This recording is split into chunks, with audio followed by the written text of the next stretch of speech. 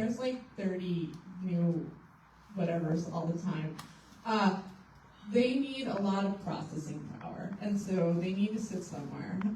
These things do also enable us to stream cat videos off of Netflix, and that is true, but the real reason that they are proliferating across the country at this like locust-like pace is due to these ChatGPT and Claude and all of those other artificial intelligence models.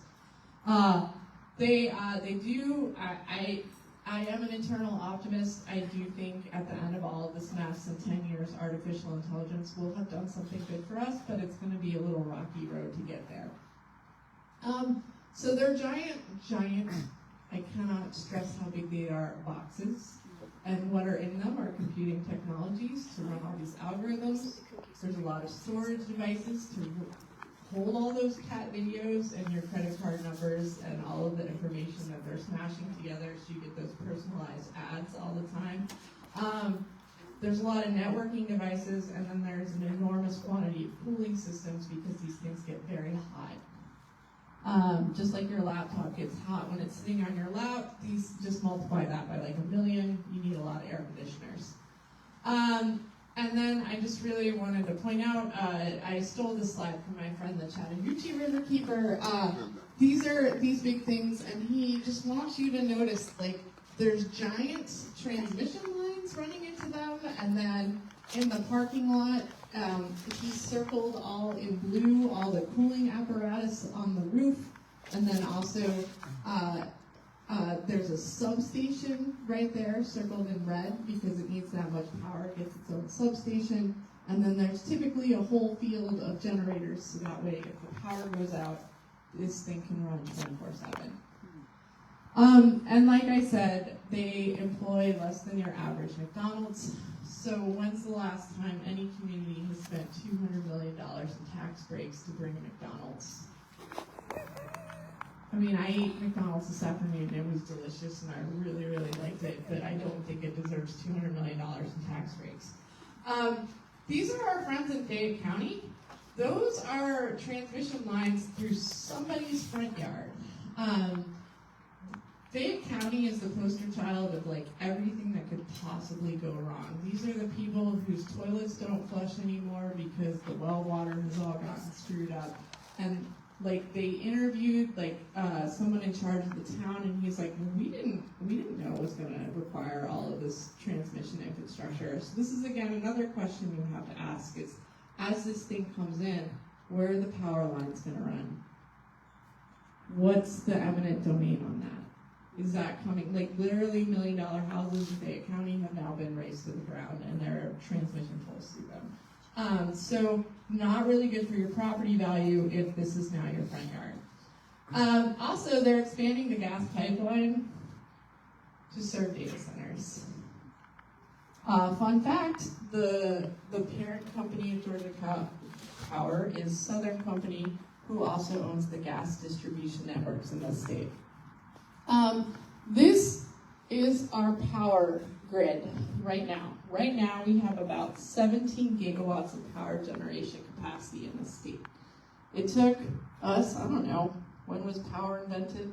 About 100 years to build all of this capacity. In the next 5 years, we're supposed to add another 14 gigawatts of expansion. That is a bonkers amount of infrastructure. Just imagine if they decided to completely redo I-75 and I-85 through the entire state.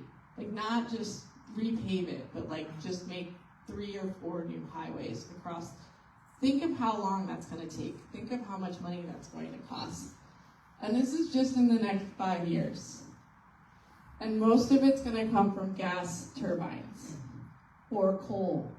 And as my daughter likes to say, Mom, that is so last century.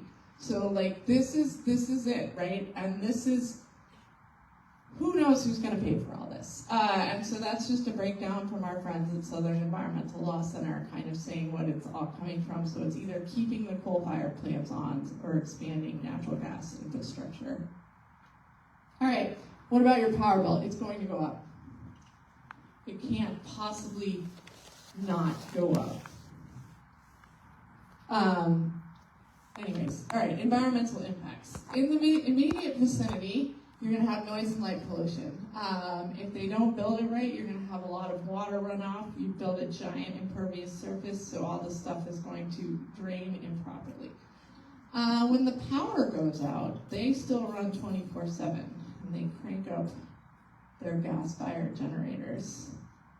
So that's going to be really noisy and a lot of particulate pollution.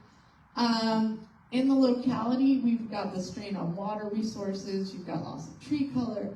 Basically, and the big picture is, instead, I told you 14 gigawatts of power from fossil fuel sources. So, like, this is a lot. And we just really need to, like, it is true, we can make more energy. And we could throw up a bunch of solar panels tomorrow and actually get all that. I challenge us to get all of those 14 gigawatts off of solar and wind. That would be amazing.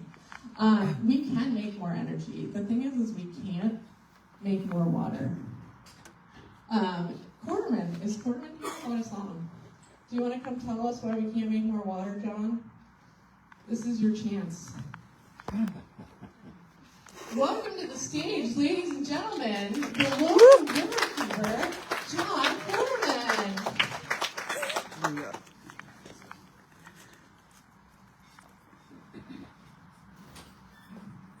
Thank you. I don't really have any jokes, though. I do want to say, I think several people in the room can attest, this sounds a lot like when the Sabin Trail pipeline was coming through. Lots of jobs you'll get. Nah, they all go to out-of-state contractors. And of course, in these data centers, there's even less jobs. Have you mentioned the bills of the legislature yet? No, okay. All right, I'll leave that to you. Except it'd be great if Cardin Summers would actually vote for the bill that he co-sponsors. Yeah. All right, so you can make more water in the sense if you can desalinate seawater, which is something that I'm advocating in Florida. But that doesn't change the total amount of water, and it's expensive. I want to mention the perspective. Anybody here remember the ARPANET? I didn't think so. I do. I was on it in 1974. Anybody remember Sun Microsystems? Get one or two hands. It was a really sophisticated workstation, computer workstation. It was the top of the line. I had one at my office at the University of Texas. Okay, but then it was leapfrogged by Intel. Intel PCs weren't as good, but they were cheaper. So, and now everybody's got one of these in their pocket that can do far more than those things. That's going to happen to these data centers. These are not sophisticated. They're brute force. They're just throwing hardware at a problem. This method is going to be leapfrogged. It may not even be by somebody in the States. It's more likely going to be somebody from China. I've seen Russ Goodman posting saying that siting these data centers domestically is a national security issue. I don't think so. These things are not about running the national economy. They're about profits for a few big companies at everyone else's expense. So, building a bunch of these things to eat up our power and water is a sucker's game. They're deliberately going to poor rural places, because they think that we're all rubes, that they can pull the wool over our eyes. So please don't do that, because it's a flash in the pan. I'll also mention there was a recent study done by researchers from OpenAI, which is the company that started this craze. They started with ChatGPT. It says that large language models will basically always hallucinate. They'll make up stuff. They'll lie about it and say they're certain when they're not. It's not bugs. It's a side effect built into the way that things work. And remember, this is according to the company that popularized the whole AI craze, which is another reason this stuff's going to be leapfrogged. I'm not saying it's not ever going to be used for anything. There are carefully constrained places that it can be used, but not the kind of things it's being used for now. So, please, don't go out on a limb for something that is going to be gone in probably less than 5 years, and risk all our water and power for that. Thank you.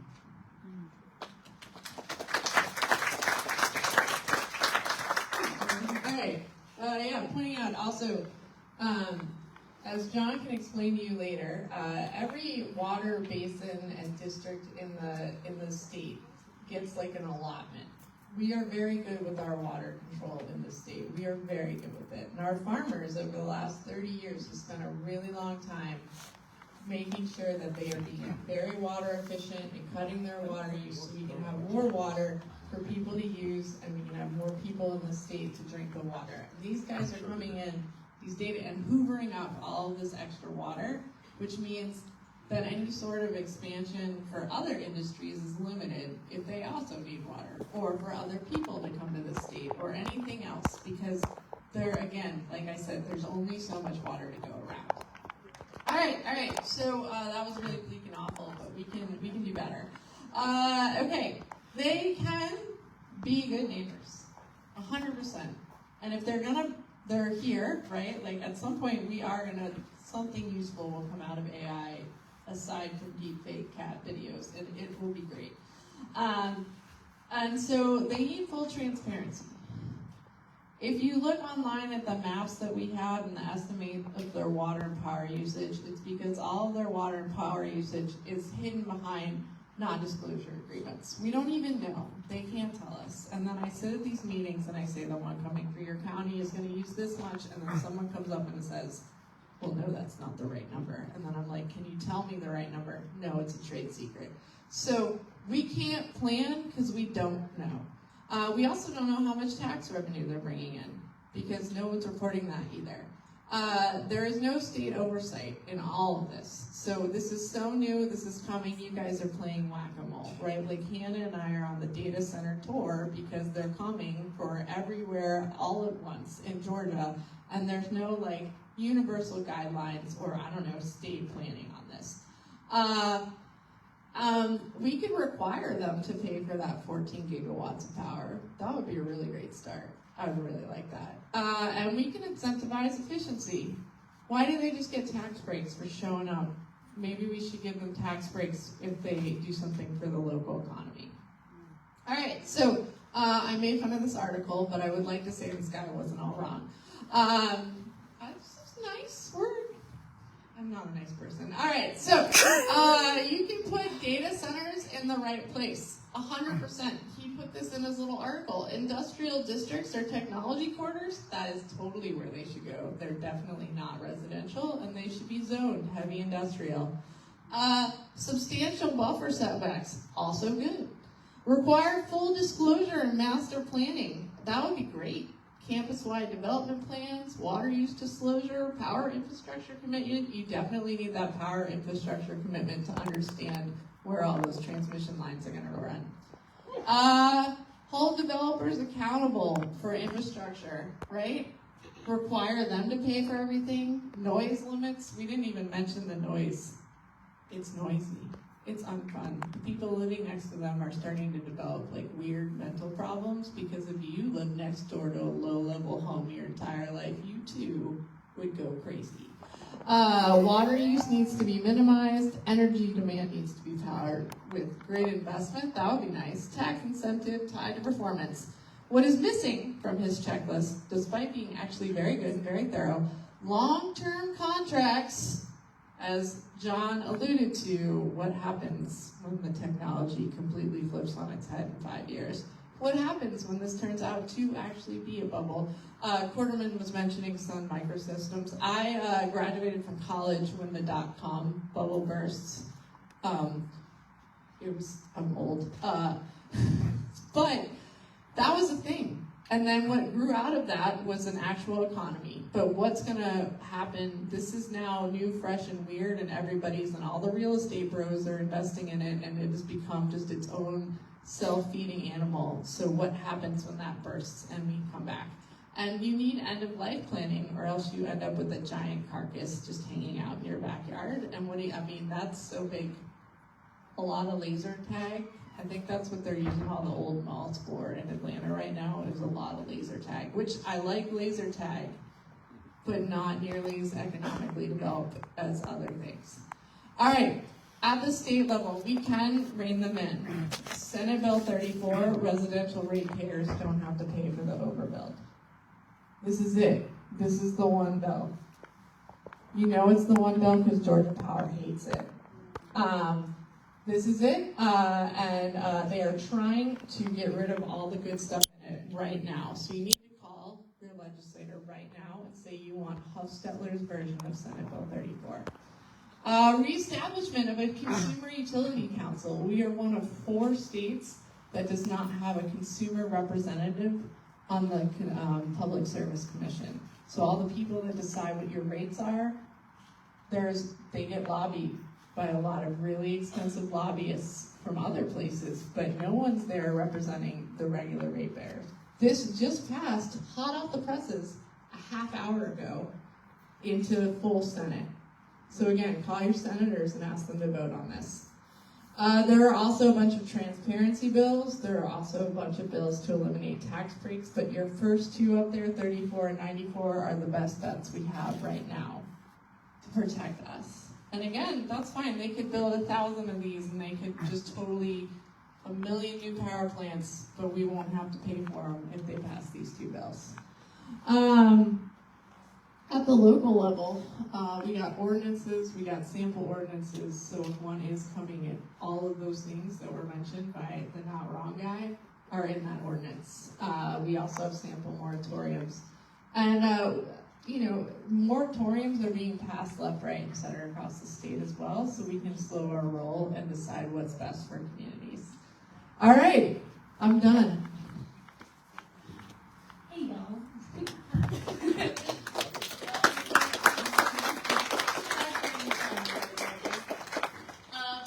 So like I said, my name is Hannah. I'm a community organizer for Sierra Club Georgia chapter. I work with issue experts like Amy and all of our other coalition partners to basically take all the information that Amy learns from her research and all the information that she learns in the Capitol building and turn it into feasible actions for y'all to take so you can continue to educate yourselves and your neighbors about these issues. I work directly with a group of community organizers across Georgia who are working in data center effective communities. And like Amy said, we hear horror stories every single day about holes blowing up in their yards, their wells running dry in rural areas. We hear some stories about neighbors windows shaking because the noise is way too loud coming from the data center. But that doesn't mean that there's not hope. As Amy said, there's a lot of stuff coming. So we kind of try to take a multifaceted approach when we're working with communities with data centers. So the best way to do it is to combat them at the local level, as Amy mentioned, and then also at the state level. Amy's in the Capitol building. We're helping people with ordinances and moratoriums. But what can y'all as community members do? These are in your communities. You're supposed to have a voice in what happens in your communities. So I want to make sure that y'all have the resources in your hands to feel empowered to do something. So what do we got? So first of all, I'd encourage you all to attend public meetings on data centers, whether that's at the Planning Commission or if that's at your Board of Commissioners, meeting with your city officials. I, along with all of our wonderful partners that have been working on data centers, have developed a data center organizing toolkit, which is a guidance that is full of resources that can help you all when you're attending public meetings. We can give you access to model ordinances and moratoriums and what language we have seen that has worked, not only just in Georgia, but also in other states. There's also outreach language to help y'all reach out to your state legislators, to your county commissioners, and even your public service commissioners. This toolkit is a living document. So as we learn the newest information, we try to keep it up to date. We're currently adding a lot more information to it. There's going to be a legislative section coming to it, as well as a town hall in the box. So for any of you that are from other communities but drove in, number one, thank you for being here. But also, we'll have resources in there if you want to hold a similar event like this in your community. You can also engage in constituent lobbying efforts with your legislators. Like Amy said, we have a lot of data center bills that we are working on at the state legislature now. I think those ones are our priority bills. I think in total there's what? Is it 13? Yeah, there is a lot of data center bills, which is a good sign. That means that our state legislators are starting to feel the pressure that our communities want to see something happen to help mitigate the impacts that these are having on our communities. Also worth noting is that I think 16 state legislators are running for higher office. So they are feeling the pressure to do something in what their community members are saying. I think with SB 34 was in committee like last week, the chairman of the Senate Regulated Industries Committee, Kouser, he literally said that they've been receiving so many calls from community members to like pass SB 34. So they are feeling the pressure, and we want to keep that pressure all the way to crossover day and all the way to the end of legislative session to make sure we get those bills onto the governor's desk and signed into law. I also help run a constituent lobbying volunteer program where basically we meet bi-weekly, and I'll give you direct updates for what we're hearing going on inside the Capitol. We talk heavily on data centers, obviously, but I'm able to take information that people like Amy and our other state lobbyists are hearing from inside the Capitol and get resources into y'all's hands so you can feel like empowered to talk directly to your state legislators. Because you do not have to be a paid lobbyist to talk to your state legislators. Constituents can also lobby. And then we also have some opportunities for y'all to take action right now. It's just simple. We've got 2 QR codes here. So we've got one QR code that you can scan, and it'll directly send an email to your county commissioners asking them to pass local legislation, whether that's an ordinance or a moratorium, to basically ensure that data centers are good neighbors, outlining some of the ideas that Amy mentioned earlier about what an ordinance should look like. And then we've also got a QR code to call on your state legislators to vote yes on SB 34, which is our priority bill to make sure ratepayers do not pay for overbuilds. On top of this, we do not have a QR code for it, but as Amy said, SB 94, the Consumer Utility Council bill, did just pass out of committee today. Major win for us today. But I highly recommend calling your state legislators as well. You can find your state legislators' contact info on the Georgia Legislative website. There's literally a button that says find my legislator. You put in your address and it comes right up. Make those calls, make those emails, make your voices heard. It's very important that our elected officials hear from their constituents. I think that's all that's the last slide. Thanks, y'all.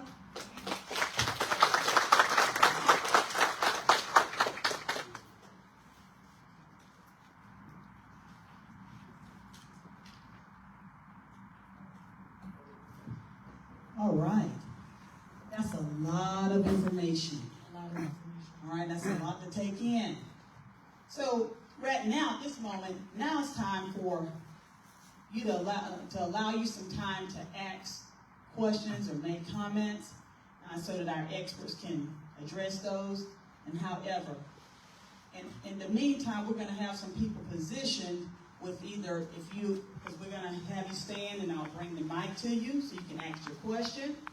Or if you don't feel like you're shy and you don't want to ask your question, there are some index cards that you might have received, or if you want one, you can raise your hand or bring your index card and you can write your question on that index card. Okay, so while everybody gets positioned to do that, I also want to thank the Alpha Kappa Upsilon chapter for co-hosting, as well as the Anthropology Club here at VSU. If you're a member of one of those organizations, could you please stand up? Could you please stand up, Anthropology Club?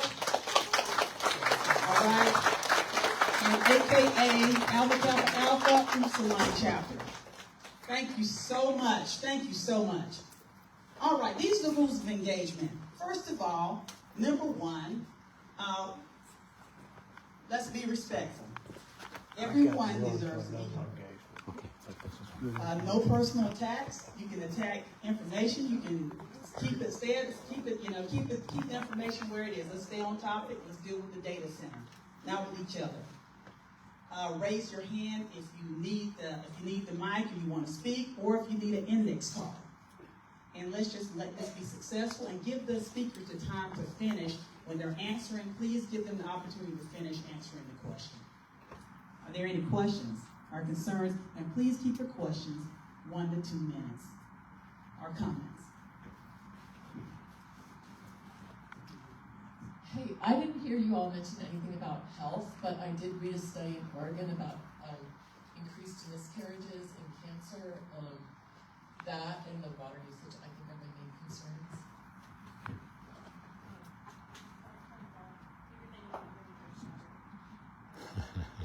All right, great. Okay, I am unsure about the cancer and the miscarriages. We do know that living next to data centers, there's increased light and noise pollution, which does increase stress. And when people are under increased stress for that long, they do add a lot of other adverse health effects. So that's kind of the main driver that we're scared about is the noise then.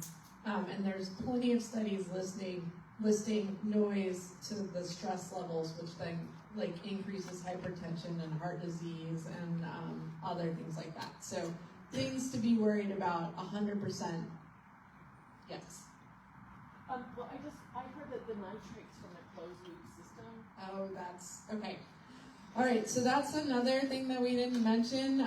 Depending on what the coolant system is, some of the coolant system is just straight water, but as they move away from just straight water to lower water usage, the coolant system becomes kind of like your air conditioner or your heat pump, and they like run like coolant through it. And then if that coolant is not properly watched and you're not doing tracking around and environmental monitoring on the regular, you do have a chance of leakage into the area. So that is another health concern as well.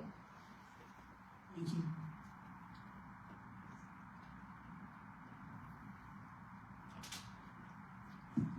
Who owns the data centers?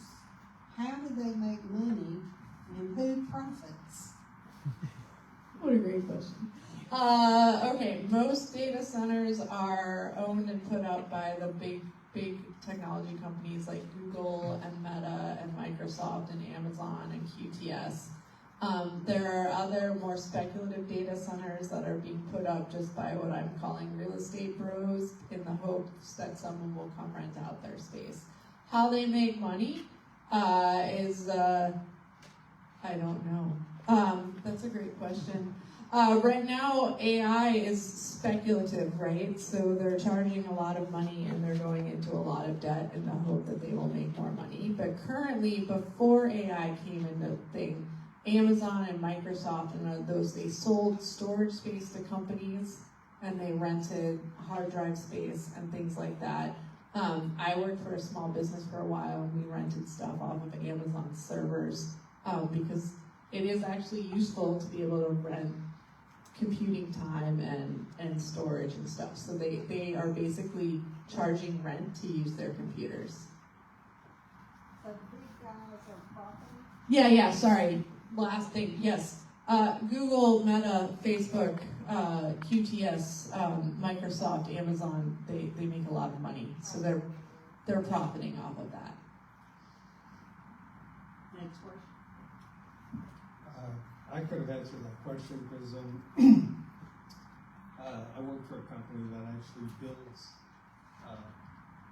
what we call them pressure vessels, the water tanks for these data centers. And I didn't know that, but the big customer is Microsoft. And but what I saw up there on the board was Thomas County having a moratorium. And actually, that's where these are being built, in Georgia, right now. Just a little side information. But I'd like to know how to go about doing a moratorium for this county.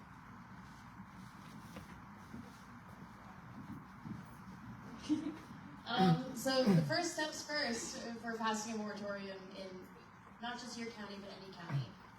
We have the mock language, like Amy mentioned before, that is like stock full of language that we have seen worked in other counties.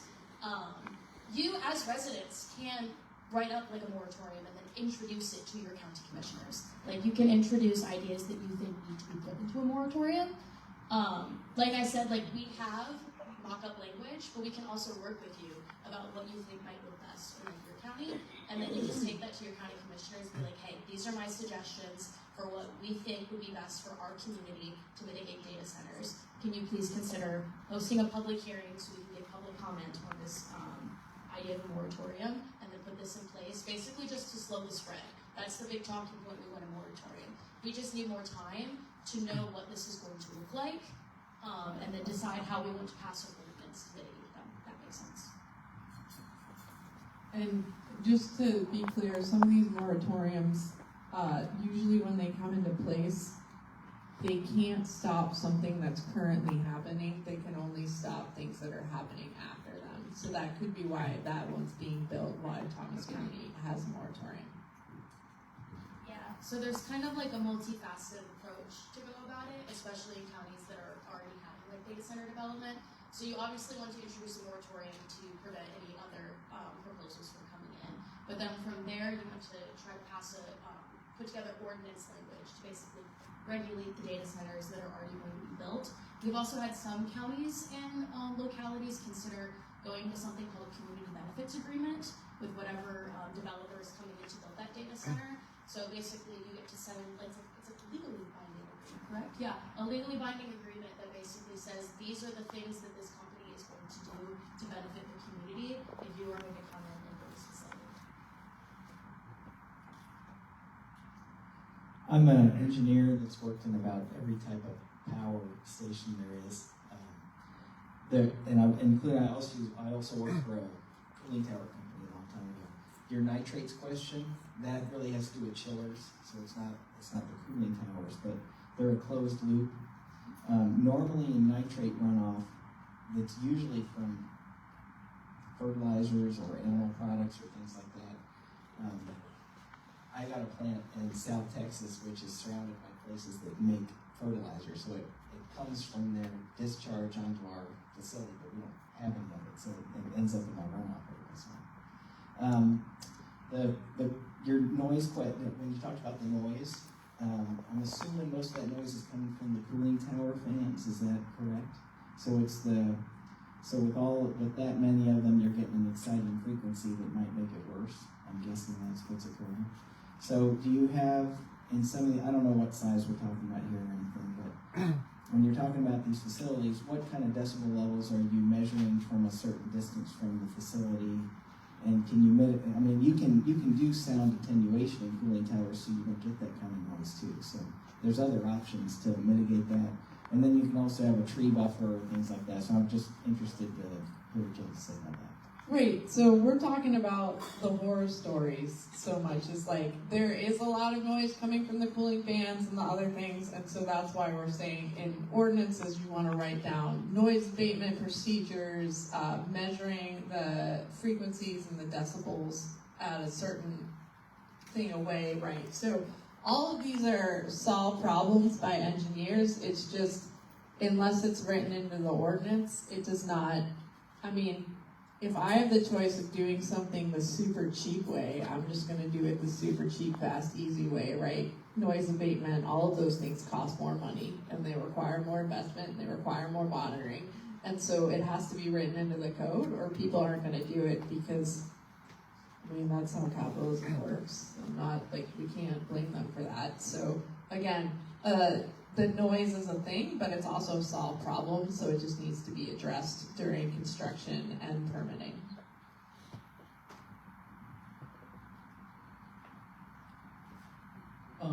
My question had to do with the Public Service Commission. It seemed like, and I didn't follow as closely as I would like to, but in the lead up to the nuclear plant, it seemed like Public Service Commission can sort of act as kind of a block and tackle for big utilities in the state of Georgia. What kind of problems can we anticipate in some of the legislation like you listed, or any other shenanigans where they can use sweeping authority to kind of railroad some of this stuff through? Shenanigans are going to shenanigan. But for sure, so a couple of things. Currently, right now, there is a rule in the Public Service Commission that as a data center or a large load customer comes in, they have to sign a contract to pay for the usage and also the infrastructure behind that usage. The problem with that is that we are asking to build 14 gigawatts worth of power, but only half of that is covered by actual contracts right now. So what happens if those other people don't show up, right? That's one shenaniganery. Because if the PSC and if Georgia Power are correct and they're like, we're gonna get 14 gigawatts worth of load, we're gonna get 14 gigawatts worth of customers for the next 65 years or however long it takes to pay off this equipment, then we're great. And those rules will cover all of us. But that's the shenaniganery, that's a word now, that we have, is that's the current, like they're like, oh, we're protecting you with these contracts, except there's like a whole hunk of power generation that is not covered by any contracts, and if those people do not materialize, we are left holding the bag. Because the other thing is there are different types of rate classes. Residential ratepayers have no expensive lobbyists at the PSC to make sure that the costs get passed on to not them, which is why residential rates are going up at a much faster rate than industrial rates in this state. So that's the other shenaniganery. That's it. I don't know. You never know, right? Like, they also are very good. I mean, bills get dropped all the time that are like what I call evil genius, because there are some very smart people out there that are really well paid to drop evil genius bills. And that's just, you gotta remain vigilant.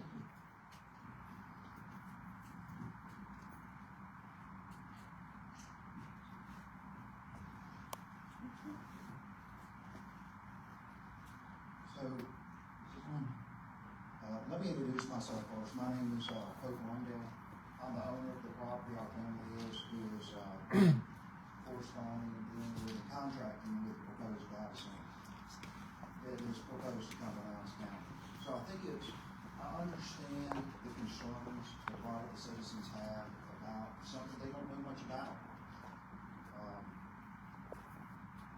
Our family's been here for generations. I mean, we've always been stewards of the environment, of the land, and I can tell you we would never bring something into this community that we thought would be harmful to the community, be harmful to the citizens, be harmful to the neighboring properties, and we were very careful about that. I know that there may be some data centers in other states that maybe even Georgia that don't want to share any information. I can tell you that's not the case here. I can tell you the data center that wants to come here is called DC Blocks. You can look them up. You can see the kind of product that they build. They're super transparent. The CEO would have been here with me tonight if he could have been. But I've asked him directly for many of the information that's out there, the concern that's out there. Tell me about the jobs that will be left here. Tell me about the investment that will be made in this community. The investment that will be made in this community, if this goes forward, and we don't know if it'll go forward or not. There's still a lot of unknowns. They've got to get the power. That's a big question mark. A data center can't exist without the necessary power to run it. This will be, and I mean this with all sincerity, a transformative investment in our community. It will be the single largest investment in this community that this county has ever seen. And the way I look at it is this: I mean, our county, we've been battered by 3 storms. We don't have the money to do all the cleanup. Valdosta still in the surrounding community doesn't look as good as it should. We don't have the resources necessary to do that as a government as it exists now. Their investment is going to be between $12 and $18 billion. Where's the location of this property? It's approximately 381 acres on Coleman Road, bordered in essence almost by Interstate 75 and a railroad track. It is not next to a subdivision. Oxford subdivision would be the closest. It's a half a mile away. It's not up next to the subdivision. There is a massive buffer of trees between Oxford subdivision and even the adjoining property before you get to the railroad track. I asked, let me finish and I'll take any questions. I'm put it next to your house. Yeah. If it was next, it wouldn't bother me because I know what they're planning on doing. Build it next to your house. I live in the middle of the city. Build it there. Oh, wait, so we said we were going to let him finish. So, if they're going to... Oh, yeah, hold it closer to your mouth, sir. You hear me? Is it better? Thank you, that's better. Okay, so after if this were to go forward and after the data center was built, there are going to remain about 400 jobs at an average wage of $135,000 a job. That comes directly from the CEO. Can I stand here and tell you that's exactly what's going to happen? Absolutely not. I'm not the owner of the data center. But I talked directly to the CEO, and he said that that's what would be remaining. That has never happened in our community. We've never brought a business in with that many jobs at that high wage. The tax revenue to the county and the city would be enormous, enough to even, if the county governments wanted to, they could eliminate probably the property taxes. But it will flush the county government, the city government up with enough money for our schools, roads, bridges, infrastructure. I'll tell you one thing that I can't stand is the wastewater discharge that happens in the Withlacoochee River. That's one of the reasons I'm a supporter of the River Keepers. I mean, I believe in clean water. I believe that we shouldn't have contaminants and sewage going into the Withlacoochee or the Little River. We have property right there on the river. I cannot stand it that it's dirty. If we can have the money to repair that and make our community better. With respect to water, it's a huge issue that people have brought up. DC Blocks uses a closed system. Approximately 210,000 gallons of water per 40 megawatts. This will be an 800 megawatt facility proposed around about. That equates to about a one-time usage of about 4.2 million gallons that will go into that. They're not tapping in a well, they're hooking up to the county system. So they're using county water. But to put that in perspective, like a 500-acre cornfield in South Georgia will irrigate, they will use about 170 million gallons of water to irrigate over one season. The average golf course, an 18-hole golf course, uses about 70 million. It's a lot of water that's used for golf courses, for our farmland. That is not going to affect any of that, and it's going to be far less. It's a one-time use that they put in a closed system. Back in the past, there used to be, I think, some of the data centers used open systems. They did use a lot of water. The newer technology that we're using is a closed system. It doesn't do that. So, with respect to that, I don't think there's going to be any issue affecting our water tables, our aquifer, or anything like that. And in fact, we have existing industries in this community that use far more water than what they're proposing to use.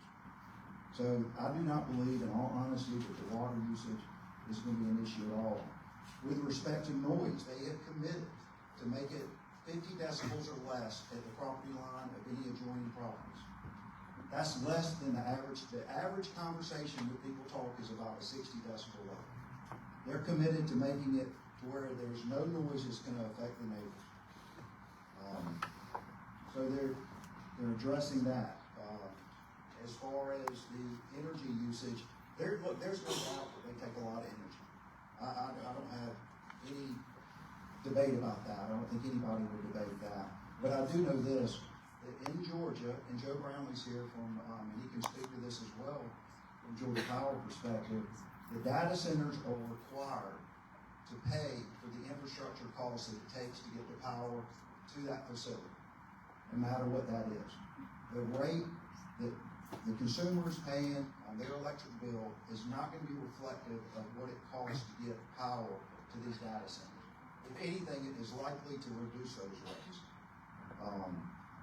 So with all that said, I'm here to tell you, if I thought this was a bad idea for the community, we would have never embarked down this path.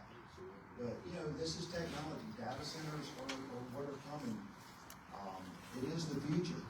And if you go back and even research a little bit about how people felt about what happened when the air conditioner came out, and what it was going to do to the grid, and the power drain, and the money that was going to be spent, there's a lot of parallels to what's going on now.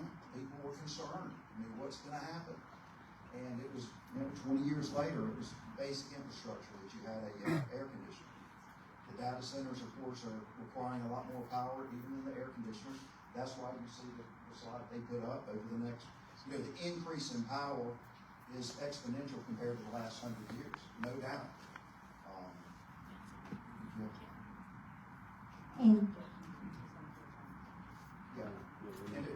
So with that said, I personally believe this will be a good thing for our community, and it's going to be done right.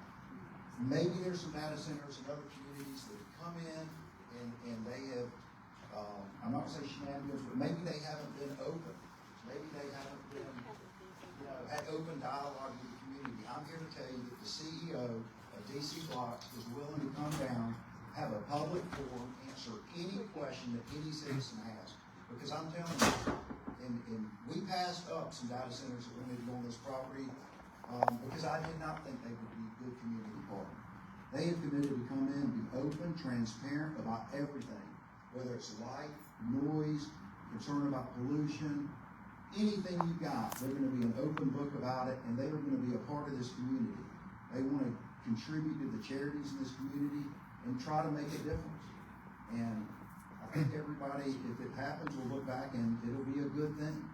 I think now there's a lot of fear, there's a lot of concern because it's unknown. Never happened to have a center. I get it. And I can just, the promise I can make is I'm on, we partnered with a company that I believe is one of the best in the industry, and they are going to be a good partner with this community, with our citizens, to try to make this place better. Because if we don't land this, another county is going to land. They're going to get all the tax benefits.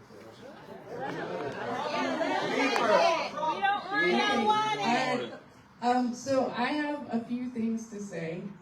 One, I'm so glad you came tonight and made all those statements. I think it's really great that he came, guys. This is awesome.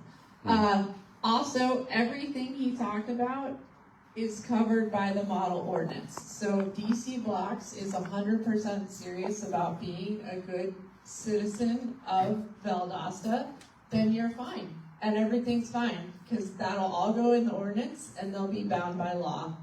And they can put into their community benefit agreement how many jobs they're going to create, and how much they're going to invest in your school systems, and how they're going to put at the local community college the certificate programs needed to employ those people at their jobs.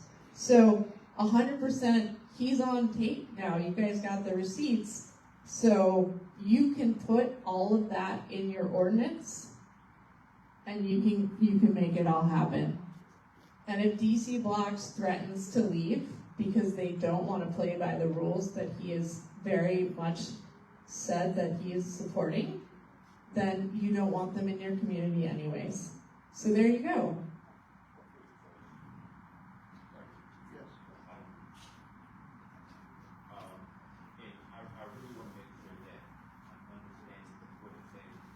Can you use the mic for the people in the back? Oh, okay, I got you. I was just trying to. Okay, I got you. Oh, how you doing? All right. Hey, okay, so really quickly, you said that DC Blocks, the CEO of DC Blocks would be interested in coming down to talk to the community about the proposed data center, correct? Absolutely. He would have been here tonight with you to have a previous meeting because I found out about it. I got a place for him to show up at. I'm gonna get with you. I work very closely with the community. I got a place for him.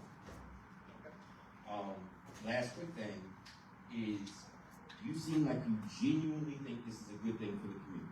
If I'm understanding that correctly, right?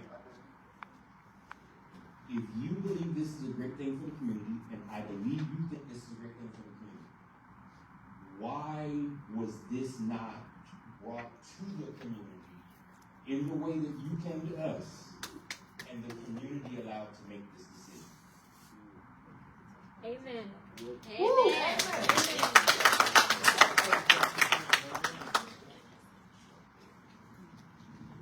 I would just have to answer it this way. I mean, the way something like this unfolds really doesn't lend itself to be able to come to a community and go, hey, we're thinking about this. It kind of comes out of the blue where we have this piece of property. We got reached out to by several different data centers. Hey, we're thinking about this possibility of coming down here. We like your piece of property.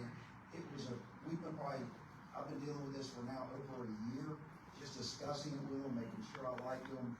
You got to negotiate with them. Do they really want to come here? They're not going to, it wouldn't make sense to come and try to do public forum without even knowing if they want to come. And we don't even know that this will happen, okay? It's still very uncertain.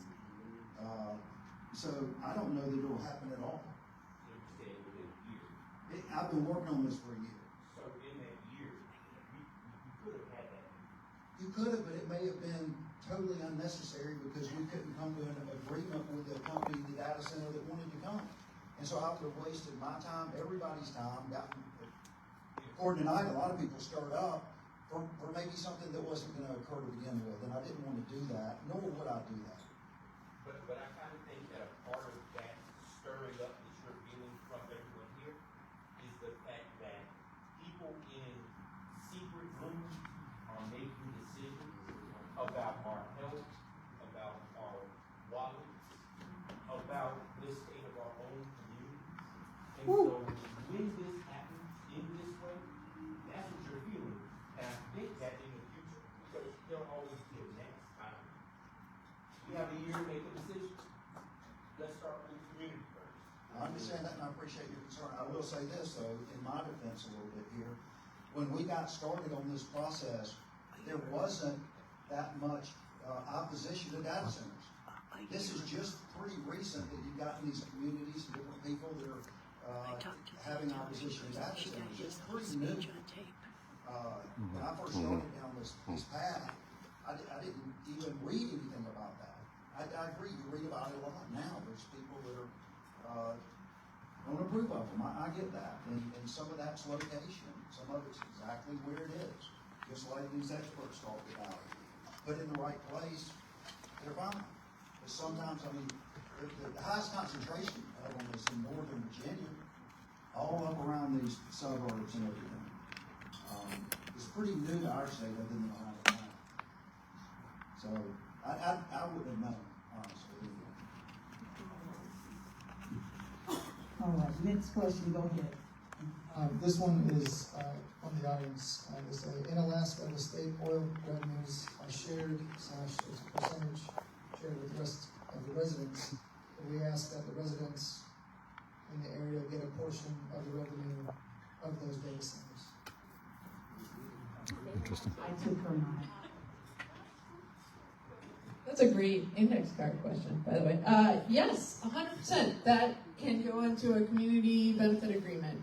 Any sort of reinvestment into the community. So there's quite a few people that have had their hands up. We're trying to get to everybody, but Piggybacking off the gentleman's talking about the community feeling uneasy about stuff, I am totally lost with the non-disclosure agreements. That makes absolutely no sense. If you talk about, light fear of the people, hiding with it, I mean, it's hiding. I understand they got prior, secrets and stuff for business, but I don't think that's the reason behind it. And that's why we're just now, I mean, most of us have lived here probably our entire lives. It's a close-knit community, and we're just not hearing like this. So, I mean, I think it speaks volumes. Mr. Langdale, to speak to you directly, your family does have a good name here, always has. But I think the way it was played out, it's not playing well for it.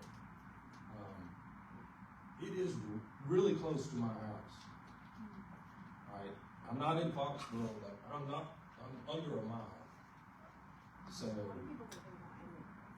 yeah, there's just a lot of concern. Or you put your name behind selling it, put your name to the county commissioners to get these deals that we're talking about. We gotta have some type of insurance. And I believe, I don't know anything about county commissioners. I don't know how they operate, but putting your name behind the county commissioners to get these deals that they're talking about, I think we're going the wrong way, whether it happens or not.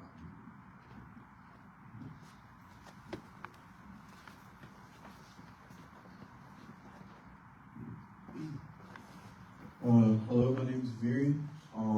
There's a lot of experts here. I don't claim to be any of them. I am the head of Anthropology Club. I study everything human. Trying to go for a research-based degree. I'm just going to tell you what I know. There are often dangerous trends endorsed by people with a lot of money, families with a lot of money, companies with a lot of money. And I am from none of those, and many of y'all are also from none of those and understand where I'm coming from. This is just another dangerous trend, another dangerous thing that is most likely going to hurt our community. Data centers, there was oil rigs, there was fossil fuels. There's always a trending problem that people try or do not know to stop before it starts, and this is one of them. Typically, the people who stand up and talk about it are the youth who are in college, because they are in centers of education and they study this day to day. And I just want you to know that a lot of college students do not like this, and that is not a good sign. College students have typically been on the good side of history, a lot of civil rights movements, a lot of movements that have deterred a lot of dangerous things. And in my opinion, this is one of those college things, the college youth, where they're trying to stop it. And there are people with a lot of money, or if they're not people with a lot of money, there are apologists or older people, not all older people, that would be ageist. I'm not trying to be ageist. Or just people stuck in their ways, they don't have to be old. But this is just one of those things that's just not going to end well. There's going to be promises, and I'm not going to say who in this audience, but they issued a lot of promises that we just went over that were not true. I believe that that person maybe has good intentions. I don't really know that family or anything. Well, I do know, but I don't know them personally. But yeah, I'm just concerned, and the trend is most likely this isn't going to work out. Chivo. Hi, Mr. Langdale. You seem very committed to the community for both this company and your family. I was wondering, why did you choose this land in particular if your family owns some? And that you said you wanted to be very clear with the community. How much money are you making off this deal, and what are you planning to do with the money that you're making off this deal? Are you keeping all this money, or are you investing back into the community?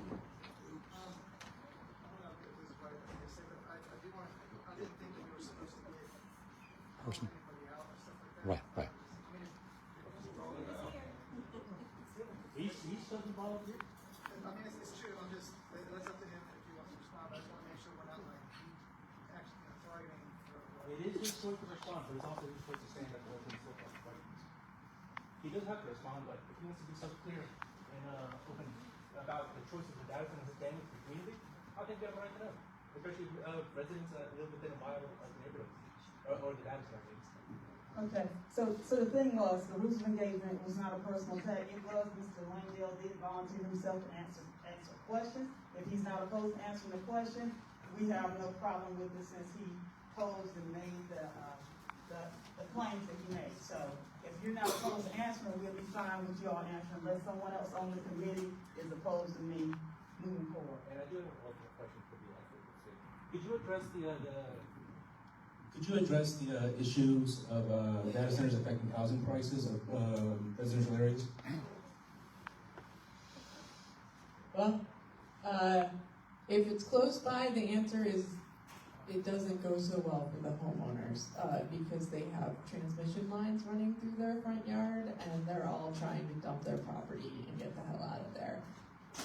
Or like what we saw in Fayette County, like those pictures that Ms. Sharma put up earlier with the big poles in their front yards. Basically, they knew that the big data center was coming. They knew that the MTS data center was being built. What we entirely didn't realize was the substations that were also going to be built in order to put the power into that data center. So while directly we didn't see the data center go into people's backyards, I haven't taken that one. When they built the substation, the giant poles went up in their front yards, and that obviously doesn't do anything good for your property value.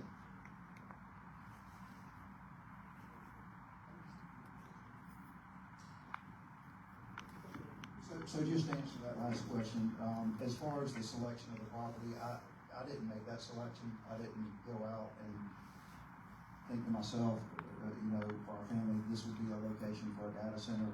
They actually reached out to us. I was sort of surprised about it myself, honestly. The reason why I think I can't speak to the data center in this one in particular, but I think one of the reasons why they were interested in it is it's very close to I-75. And find your highest, what they're telling me, okay, so I will regurgitate a lot of information they tell me. Your highest capacity fiber transmission lines for data run on railroad right-of-ways and interstate highways. It's almost like the logistics industry, it's like traffic and the interstate system across the United States, but this is for data. And so they piggyback off the railways, they piggyback off the interstate system. So I think they want to be close to the interstate. As far as your other question about the financial agreement that we have with them, I'm not going to get into that. Because I don't think it's relevant to the concerns that the community has about what, noise, water usage, or anything like that. And I think that's a pretty common answer for many business owner that's selling their business or doing anything else in this community. I mean, that's not necessarily the question that has citizens concerned. I mean, it's the other things that were brought up.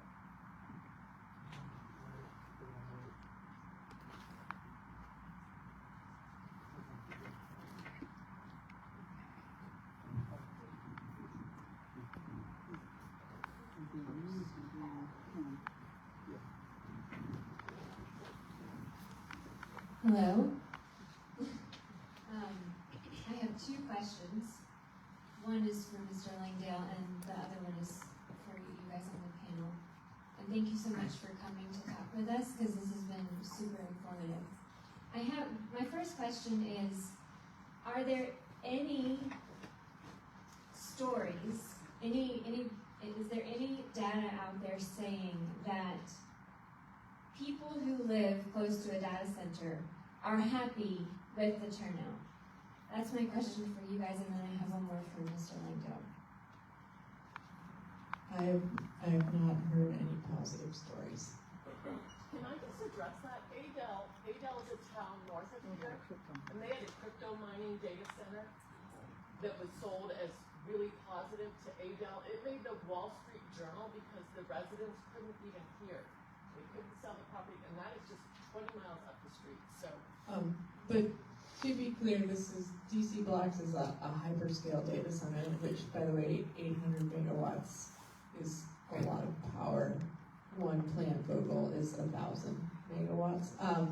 But a crypto mine is a whole different beast, and we would be having a very different conversation if they were coming, because those are just, they're just evil.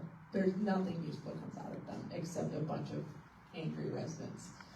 So that's the thing that was in Adels. This is a hyperscale data center if it's 100 megawatts.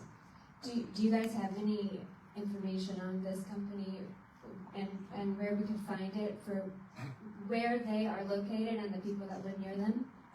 So DC Blocks, this is the first time that we have learned who the owner is, and the 800 megawatts was the first time we learned that power consumption as well. So I am furiously texting my research team. Thank you. Mr. Langdale, I have one more question for you, if you wouldn't mind to talk with me for a second.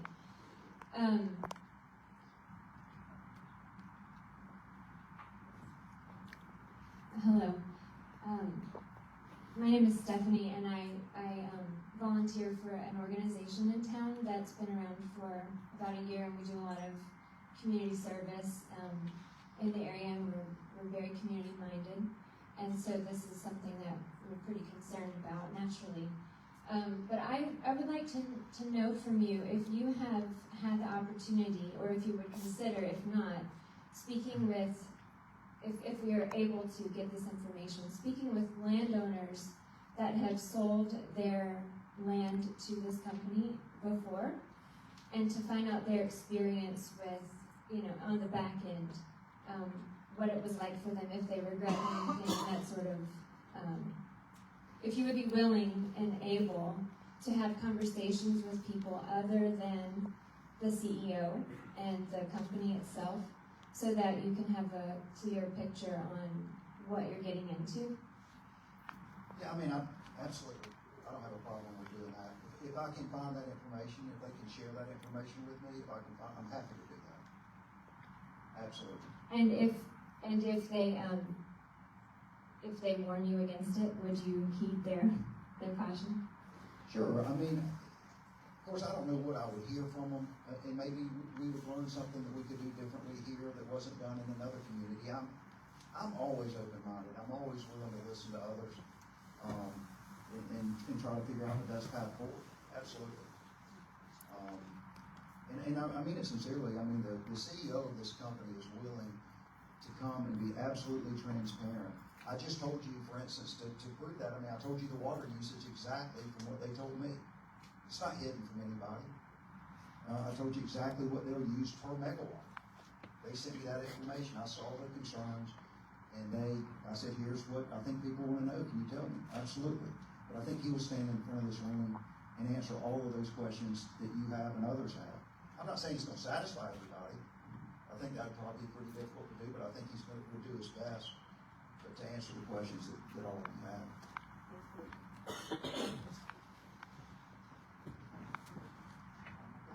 Hi, my name is Cassandra. I'm also a student here, and my question is specifically to Mr. Langdale, but also I would love if our panelists can answer it too, because it seems that there were not necessarily AI doomers views, this idea that AI could be positive in the future, so perhaps they would have an answer.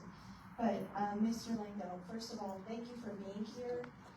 Something tells me you might not be in the majority opinion-wise, but I think that that's more of a credit to how confident you are in this project, because you've decided to come here anyway and open yourself up to questions, so thank you for that. My question is, I know that a good investor, other than listening to the CEO, would usually have reasons for why they believe that a certain project is worth investing in.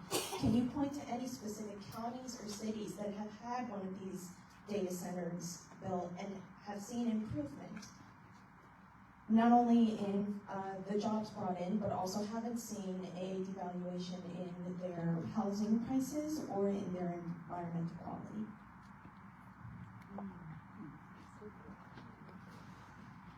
You know, I don't know that I can answer that specific question. I wish I could, and I'll go find that information for you. I do know, I believe in Coweta County, and I think Joe can correct me if I'm wrong, up in Coweta County, did they eliminate property taxes?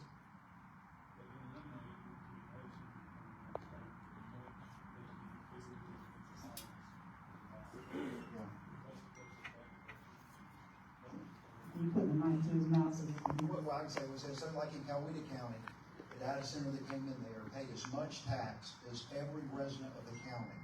That basically doubled their tax base. It gave that government enough money to really do incredible things with the schools, the roads, the bridges. Now listen, I'm the first to say, you can give the local governments a bunch of money. Now what they do with it is up to them, right? But I think we have really good leaders in our community that care about this community, and I think that with the tax revenue that would come into their system, that they would do incredible things. And I think this community needs that. I mean, all you got to do is drive around the city and see everything that needs to be repaired, everything that needs to be fixed. We've got a lot of antiquated roads, bridges. I mean, our water sewer system. I mean, we need upgrades. Things need to be done. I think it can be a positive, done the right way. I think it can be a positive. Thank you. Excuse me, I apologize for that. So, one, I'd also like to agree with a lot of the sentiment in the room that thank you, Mr. Langdale, for appearing here. It takes a lot of courage to face this amount of people. I first have a comment. Everyone in this room is on Facebook. Like, there is no reason you couldn't make a Facebook post, hey, we're looking at this. People can then go crazy, but you try.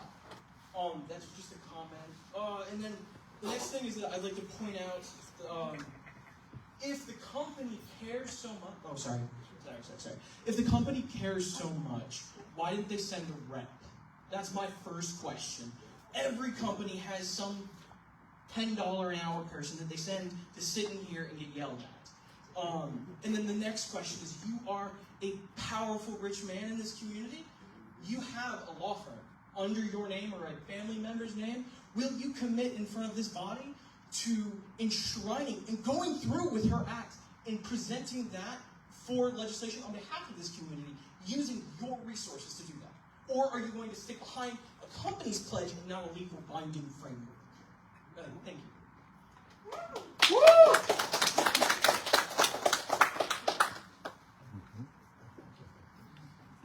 I can keep going if you want. That's just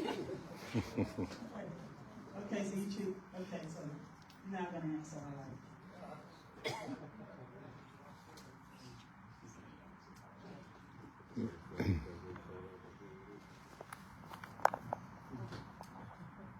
First and foremost, let me answer the question about why the company didn't send a rep. And listen, I'm speaking for them, and it's not really fair, but they really did not want to announce who it was until it was actually going to be a for certain deal, that it was going to go through, that data center was actually going to come. I mean, they have their own PR reasons and how these companies announce they're coming to a certain community. That's their prerogative. In fact, I called them today to just say, listen, if it comes up, can I even say who it is? Because I was under an agreement that we don't want our name out there yet. Because it's nothing sinister about that. They have their own due diligence they have to do to make sure that the land fits for what they need, that they're a hyperscaler, and just like the experts up there said, they're not a Microsoft, they're not a Amazon, they're not a Google. But what they do is they lease space to those entities. So, which means that they have got to go out and do their own due diligence, get with those companies to see who may be the logical fit for this site if it goes forward. So they've got their own reasons for timing. But I thought it would be important. I asked them and they said, sure, you can give them our name. So it kind of came out of just today. Yeah, no, I understand that. And then the next, I'm sorry. And as far as any agreements, I'll do what I can. I don't, a lot of that's between a local government and the actual business itself. And absolutely, I'll do whatever I can to help. No, commit right now in front of this body to sign that legislation, to draft the legislation for us, so we don't have to go after our legislators. If you're going to profit from it, do the legwork. You're saying draft legislation that presented to the state legislature? The agreement? The ordinances. The ordinances come from the county or the city. If they come up with it, I will support them and help do whatever I can to get them in place. I mean, I want it to be beneficial to the community. It depends on, I can't answer that in a vacuum without knowing exactly what it would say.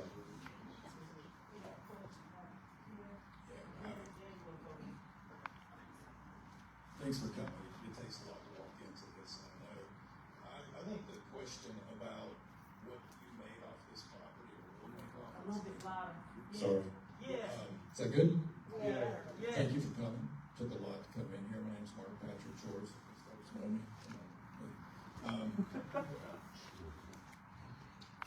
The question about how much you're making off of this deal with family seems to be relative in the sense of proving your intent, to me at least. And I'm not asking you to disclose that. We can find that out probably down the road. But if you're really concerned about the community and have the community's best interest at heart, I don't think that's a big deal. Your family owns a lot of land too, so I appreciate you elaborating on, why this particular piece and why you were approached about it. The young woman in the back might have asked this question, and I'm old, tired, it's been a long day, but I'm wondering, so you said repeatedly you trusted this CEO, right? I do. Have you or your company done any due diligence specifically on that company to see wherever else they've built these data centers, if they've delivered on the deliverables they promised? And I ask because I've lived here most of my life. I was in a meeting with Ms. Dukes and Mr. Slaughter recently, and we've seen industry come here and promise Sterling Chemical. There was also a biomass plant here. We have good reason not to believe industry that comes here that gets all kinds of perks and incentives. So have you done that due diligence on them? Yeah, we have. I mean, we actually hired some consultants that were experts in the data center space. help us, go through which data center owners have delivered, what kind of community partners they are, do they engage in This specific company? Yes. Would you put out a report to let the public see that? I think it'd be better for me to get this information from the company itself and let them show you, their involvement in other communities and how that's turned out. They would be the best source of that, other than me being the source of that. No, I'm asking you though, have you done the research to see if they've done what they said that we're gonna do in all these other places? So you can really trust them. Not just taking their word for it. Yeah, I guess, why do you trust the CEO? I've met with him several times. I meet with people all the time. I understand that, but he came down and met with, he's met with a lot of the county people, the engineers. I mean, he has laid it out. He's been openly transparent with us. That's what all industry does, right? Perhaps. We just want to, you clearly have a lot of faith in the person we'd like to understand. One last question. Since we have the county manager here and commissioners, I guess the other question I have is, where is the process locally? Do you know what I mean? Is the commission aware of it? Because the power structure here knows the commissioners. As someone said earlier, a lot of these conversations are happening on golf courses. So I guess I would like to hear from either y'all, or if Michael or Ms. Dukes would speak, where are we at in the process?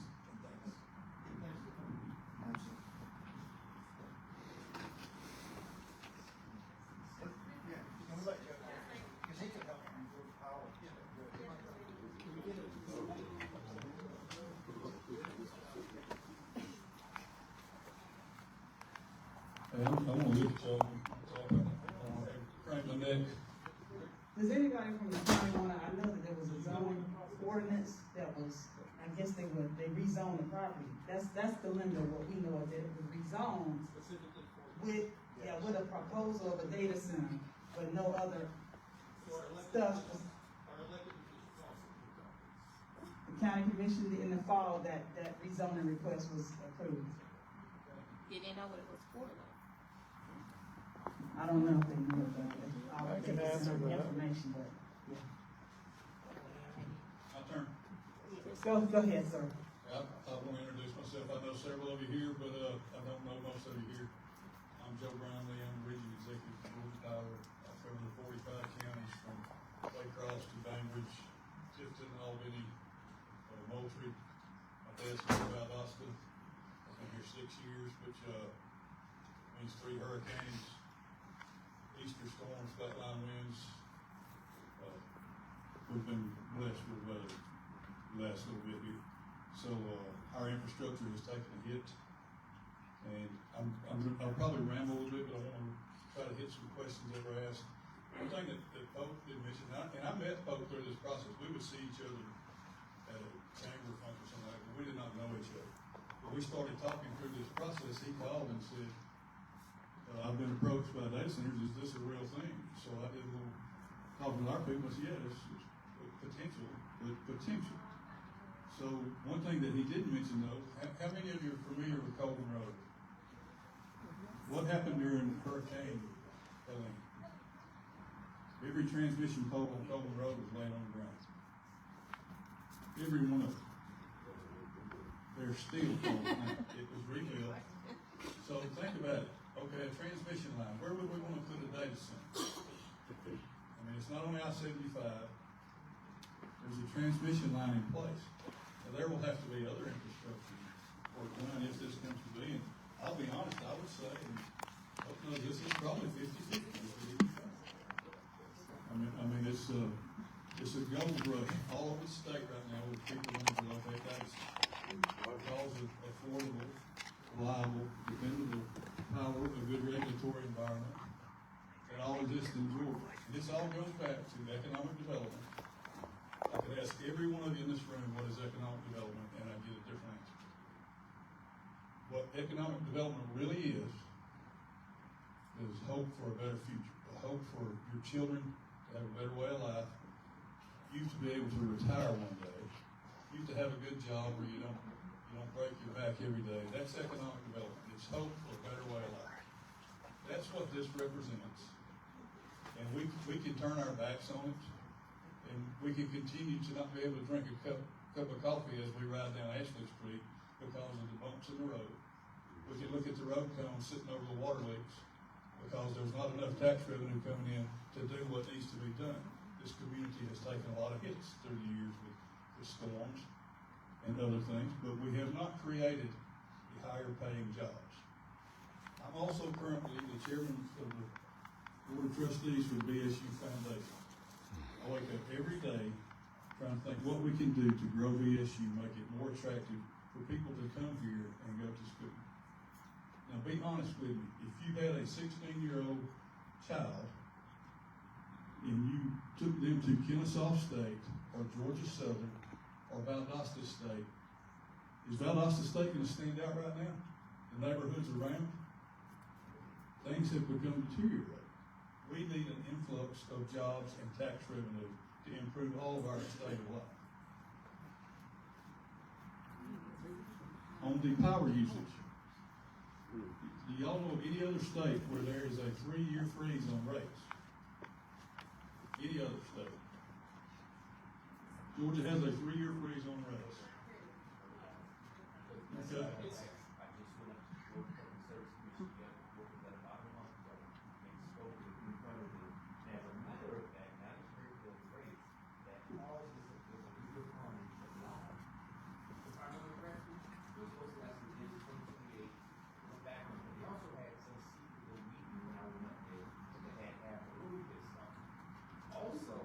Okay, I'll address it, but let me go through the thing.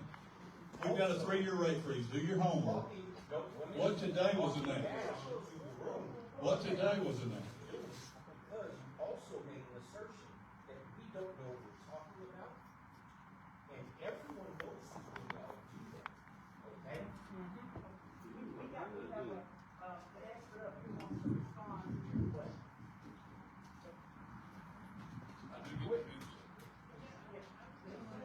Are you gonna let it finish? Okay.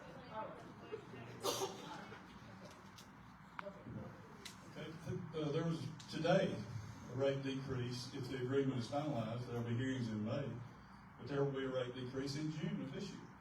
Where else does that happen? It hasn't happened yet. Okay, the filing was made today. It will be hearings in May and voted on in June. So we are planning to go down in rates. There's a 3-year freeze in rates. And the rules and regs, and I'm certain you're very familiar with this, the rules and regs put in place by the Public Service Commission, all upstream costs associated with the data center will be covered by the data center. All costs on site will be covered by the data center. They will pay their way and they will sign a 15-year contract so they can't walk away. The data mining, that has nothing to do with the data center. They can bring those in on wheels. They know they're leaving. And we don't know of a data center that has closed. People talk about their lifespan. We don't know of one that has closed. They've been around for a while. Not here.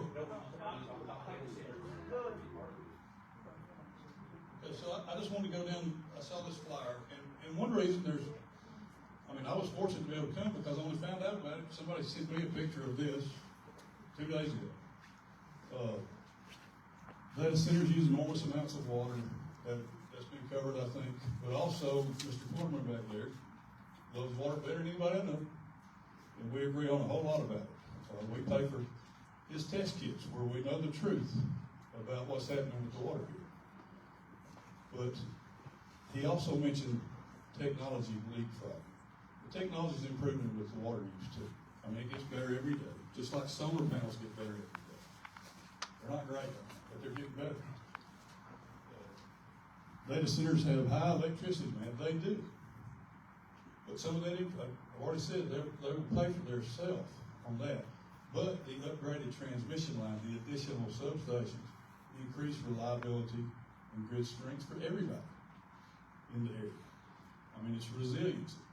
One reason, when Hurricane Idalia hit, not Helene, but Idalia, we lost 95% of our customers lost power in this region.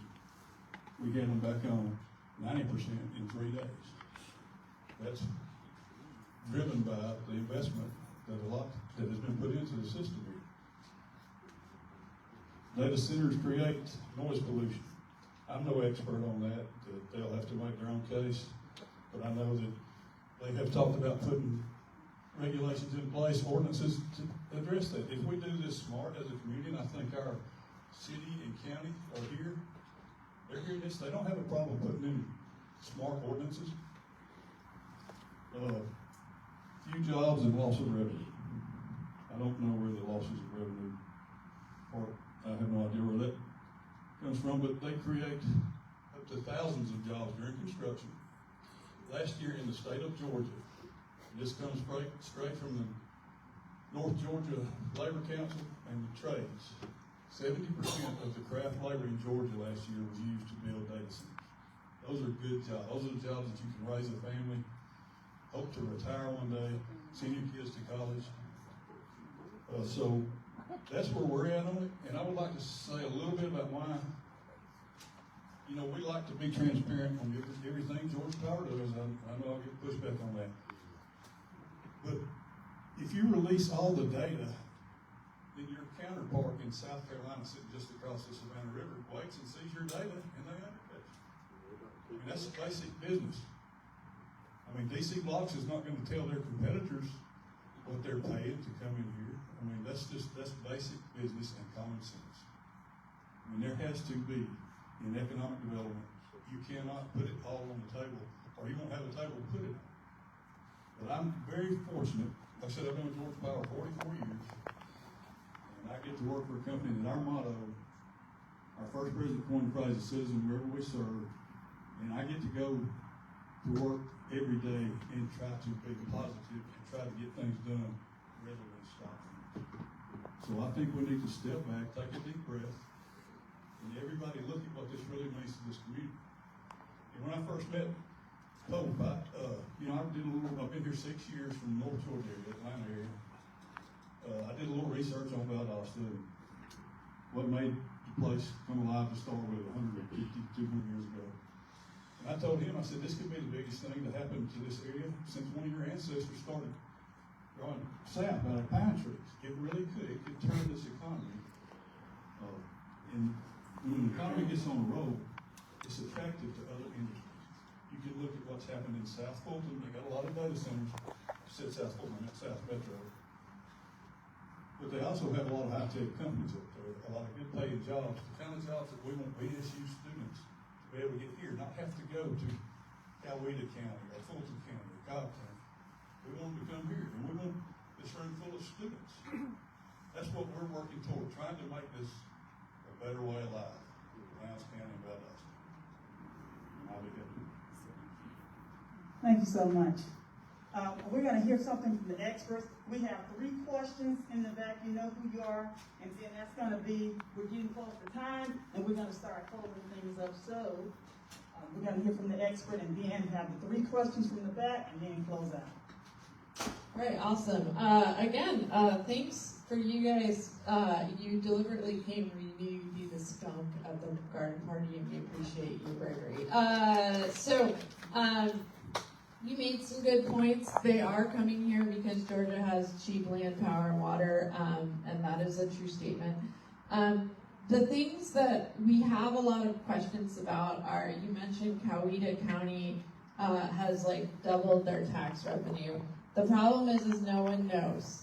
There is no transparency around this. We can't even get tax revenue to be reported transparently. So again, this comes down to, it might not be the crime, it's the cover-up. And if people can be transparent about the tax revenue. Again, $200 million was given away in LaGrange. So what's going to go into the ordinance here in Valdosta to make sure that gets plowed back in to Valdosta State, that goes into your community?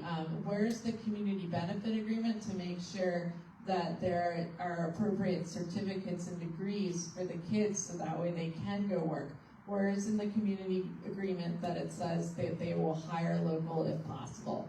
I'm going to flip a little to the power company things. Freezing rates does not mean freeze. We don't pay rates, we pay bills. Fuel costs have not been frozen. I challenge every single one of you to call your Georgia Power representative customer service person and ask to see the full bill, not just the bill they send you. Ask to see your full bill. It's actually really easy, and you can see what the fuel costs on there are. Those are not frozen. We cannot freeze fuel costs. Okay, also, just fun fact, everybody at the Capitol has been saying that there's going to be downward pressure on our rates, and that it's going to apparently save us $100 a year starting 5 years from now. Okay, thank you for just making that point for me. That's the most tone-deaf thing I've ever heard. It's like rich people are like, here's $1. Anyways, work on that on the PR. And it is true that data centers do have to pay for the infrastructure, all the downward infrastructure. The problem is under the current rules, that does not protect us from overbuild. That is the problem. So unless all these data bills say, also, they sign 15-year contracts, but there's no bankruptcy protection on them.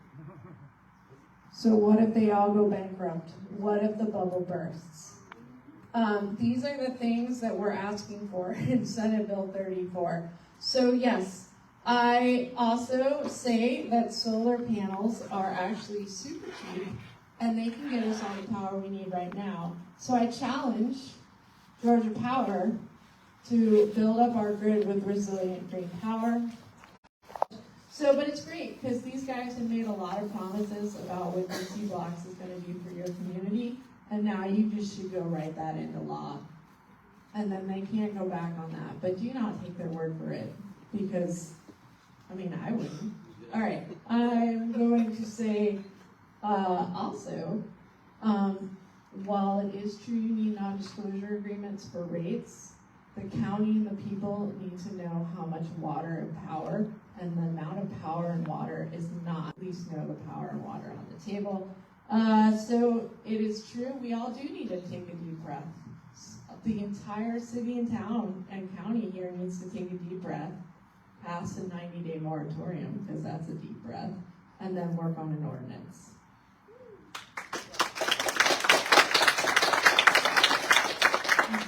We got one question in the back. Well, I think mine is more so of kind of a thought to share. One of the things that kind of was alarming to me is that discussions have been made with our local governments, and we weren't really aware of those that have been made, and some questions were asked, have these things been discussed, and to my knowledge it was no. So I'm wondering if maybe we've just got some people who are getting the word and other people are not getting that information and aren't able to share it with their constituents. The other part about this is it makes me really think about, and nothing against this, real estate investors. So what came to my mind is, do we have data center investors? People who are coming together in a group to invest in data centers. This is the hottest thing you can get on. This is going to be the future of your family, while the rest of us are still trying to recover from Idalia, Debbie, Helene. And if we talk about housing and affordability and things that everyday people need, then we have a listening ear on how this can possibly help us. Helping us would be for people not living in the streets or in hotel rooms, but having true answers and guidance for this. We could think about good ideas, but pen to paper is just so important to know what's happening. So that way we're not being blindsided. And lastly, everyone in here should know who your county commissioner is, who the chairman is, who your mayor is, who your city county hands of the people and individuals, because we have several positions that are open. We have our mayor coming up to vote on. We have District 2 with Lowndes, with the city of Valdosta, and with the county, we have Districts 2, 3, and 4. So exercise, you can do something about it. We hear these things and saying, oh, this is going to be good for you, going to be good for you, But is it really good for us? And those who are supposedly have these conversations need to be having the same conversations with us. And lastly, there should be an advisory committee of people, of citizens, who can sit and have that conversation with the CEOs. People from this group that we choose, or whatever group we choose, to really represent. I know many of us are still dealing with the physical and psychological scars of 2 major hurricanes and 1 minor hurricane within the space of just over a year. I'd like to suggest that in any ordinance that it be put in, that there would be guarantees that in the case of another hurricane, because it's very likely we're going to get another hurricane, they're increasing in frequency and increasing in strength, as we well know, that any data center arrangement agreement would guarantee that any hardening of the electrical infrastructure would be not just for that data center, would also be extended to the existing community. And also a question for the gentleman from Georgia Power: what hardening has been done for our infrastructure after the hurricanes, or have we just replaced what was there?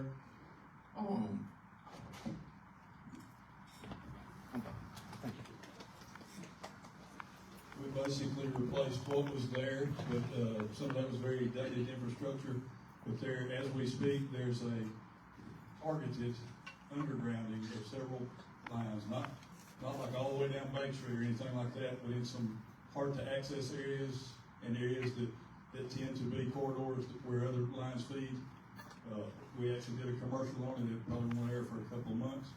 But throughout this region, we're doing targeted undergrounding, and we've actually brought Alabama Power engineers over to do the engineering and Alabama Power crew. We've got more work going in Georgia right now to do a lot of the data centers than our homegrown workforce can handle, which is why we're also investing in the Wiregrass Tech and South Georgia Tech to train line workers and utility workers. So, economic development is a snowball effect. I really just wish people would look at the facts and take the emotions out of those and rely on going to your elected officials to put in the kind of ordinances that you need and want, and be receptive when a DC Blocks comes to talk. If they came here, what would you say if you were DC Blocks and you could build a data center all over the United States? So I don't know. Good. Let's be realistic. Shout out to John and Gretchen Quarterman. It sounds like a lot of y'all missed his On the Lake Facebook page, because I was able to watch the zoning meeting where Pope got up and presented everything, and it was voted on at a public meeting, and all the details were given and stipulations for the zoning. And then I also watched the county commission meeting where they voted on it as well and discussed it. So it's out there if you want to watch it, and everybody can catch up where we are today. Question for Mr. Langdale: is it a lease or a land purchase in the 360 acres that y'all are looking at? Okay, so there's 707 acres there, and he's going to stay the next door neighbor.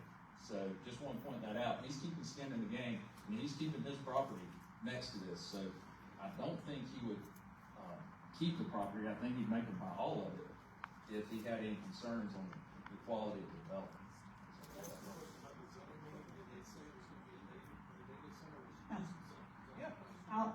I'll say this.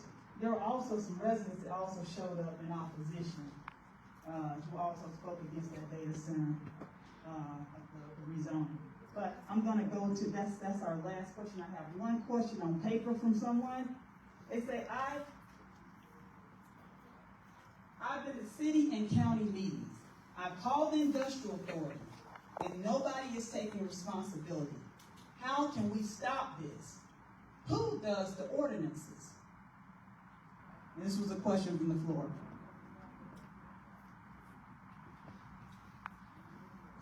The city and the county do the ordinances, so it's incumbent. Y'all need to get on your city and your county commissioners, and you need to get them to bring these ordinances forward. And they do not have an excuse of not knowing, because we've got one. I've got like 10. You want one? I got one. Trina's probably already got it in their inbox. So they're there, and they're purpose-built, and so now it's on you all to get your city and your county commissioners to introduce these moratoriums and ordinances. I will say whoever decides to either go to your county commissioners and present a moratorium ordinance, we talk with other community members across Georgia who have actively introduced moratoriums and ordinance languages. And they have success stories, they have horror stories, they can tell you what works for them and what doesn't work for them. So if y'all need some like on the ground approaches from like what has worked in other counties, we also have those connections for you as well. So Joe reminded me, where are my manners? When I spoke up before, I didn't say what my name is. I'm John S. Porterman. I'm the Swanee River Keeper, doing what I can. Us and the rest of Walls Watershed Coalition to keep the waters clean in the 10,000 square miles of the Swanee River Basin. The reason I'm here is the proposed data center in Irwinville, Irwin County, upstream on the Lappaw River, which I don't think anybody has mentioned. There has been none of this transparency about that. We've heard a rumor that it's Google. We don't even have that confirmed. Thank you all for coming from Atlanta. I don't think you realize how unusual what you just saw is. Many of you remember Project Max, which turned out to be, I think that was the one that was Arglass. The county commission didn't even know who it was before they voted on the rezoning. This is unprecedented transparency. And I for one, am refreshed to hear that it's supposed to be a closed-loop cooling system. I look forward to seeing the specs on that. And full disclosure, yes, Langdale Capital Assets and Georgia Power are sponsors of Walls Watershed Coalition, as are several other people in the room. And for example, Georgia Power is sponsoring the Mayor and Chairman's Paddle March 7th from on down, except we'll probably have to be deferred to March 28th because there's no water in the river. So, it's been very unusual. I look forward to seeing all those details, and I, for one, certainly appreciate it.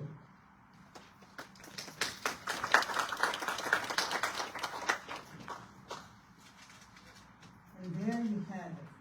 Do we have any last words from the experts at the table before we begin to do acknowledgments and close this party out?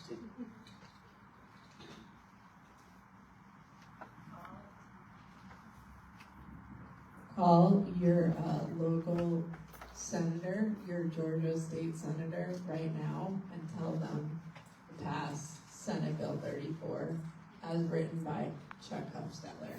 That is your only job today. Thank you. All right. So, first of all, we want to again thank Alpha Kappa, the Upsilon chapter, I got it straight, and the Anthropology Club for hosting this event. Give them a hand again, folks. To make sure there's transparency. Also, as a call to action, contact, like they said, make sure you scan these. I'm saying the action begins. You've gotten some information now. You've been informed. You've asked questions. Now it's time to take some action. Okay? Faith without works is dead. Don't just pray about it. Move your feet about it. Move your hands about it. Make a phone call about it. Who is our state? Is it the hood? I don't know. So for District House District 175, it is John the Hood, and for Senate District 8, it is Russ Goodman. And there might be, it depends on how some of this district is broken up, okay? So if you scan these, this will take you to your state legislature. You don't even have to know, okay? If you scan these or take one of those papers with you, scan those, it'll direct you to where you need to go and who you need to send the email to. Also, sign up for any, for Lowndes, Citizens Against Data Centers Communications. Make sure you go follow them on Facebook.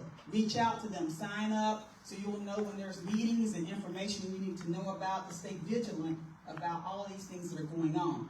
And lastly, we want to definitely, we want to acknowledge and recognize our local officials who didn't think it was robbery to come out tonight and to sit with the citizens. And I'm going to call them by name, y'all give them a hand. Mayor Scott James, thank you for being here. manager, the interim city manager. Thank you, sir, for being here for the city of Valdosta. Ms. Paige Dukes, the county manager. Thank you for being here.